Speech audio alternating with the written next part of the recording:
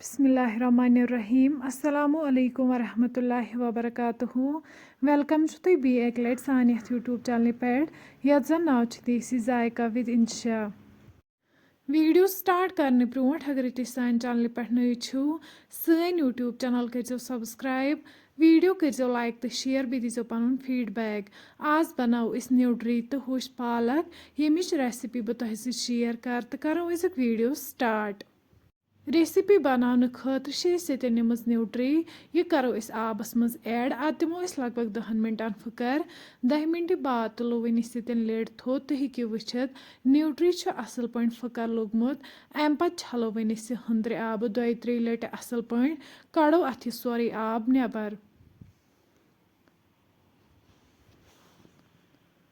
तुम हेकि यन वुचित न्यूट्री मकलो छलित अत कोड़ सोरे आब नेबर अम पे निमो वन बी कड़ाई मज आब अत मज त्रो वन होश पालक तो वस्ता हाक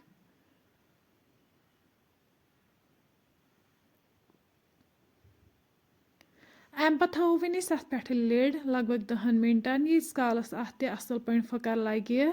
10 मिनट बाद तुलो वन ठांड थोद तुम हेकि यन वुचित वस्ता हाक तो पालक असल पे फकर लोगमुत अम पे छलो वन हंद्र आब कड़ोस सोरे आब नेबर अम पे करो वन अत न्युक न्युक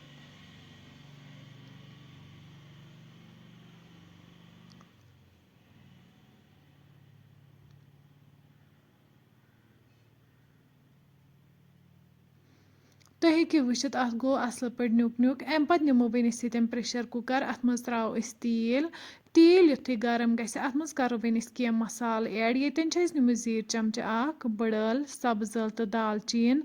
अम पे निमो वन गंड यथ गोडनथ न्युक न्युक कर थोमुत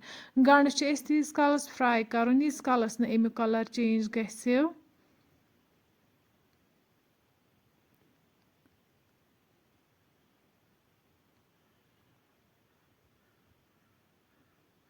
तुम हेकि यन वुचित गंड असल पे फ्राई गोमुत अम पे करो वन तथ मज न्यूट्री ऐड वन करो न्यूट्री ते असल पे फ्राई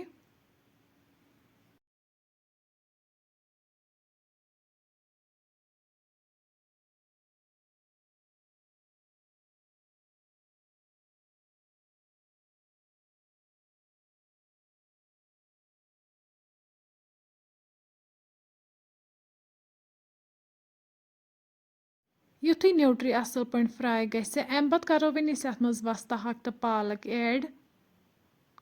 वन करो असल पे न्यूट्री सद मिक्स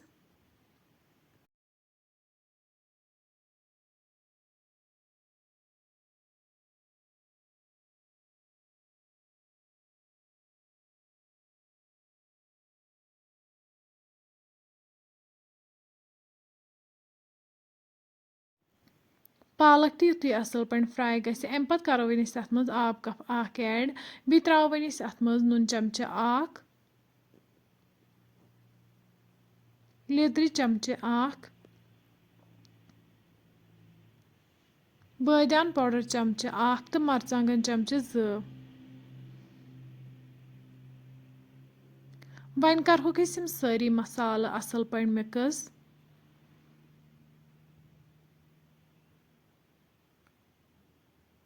तुम हेकि यन वुचित मसाल गई असल पे मिक्स अम पे करो वन अत मज आब लीटर ओड ऐड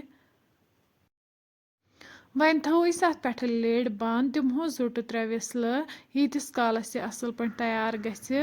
2 विसल बाद तुम हेकि यन वुचित सन रेसिपी बिल्कुल तैयार अम पे करो वन रेसिपी गर्मा गर्म सर्व बतस सद फ्रेंड्स अगर तुम सोन अजुक वीडियो पसंद आमुत सन यूट्यूब चैनल करो सब्सक्राइब वीडियो करो लाइक तो शेयर बे दीजो पन फीडबैक अल्लाह हाफिज।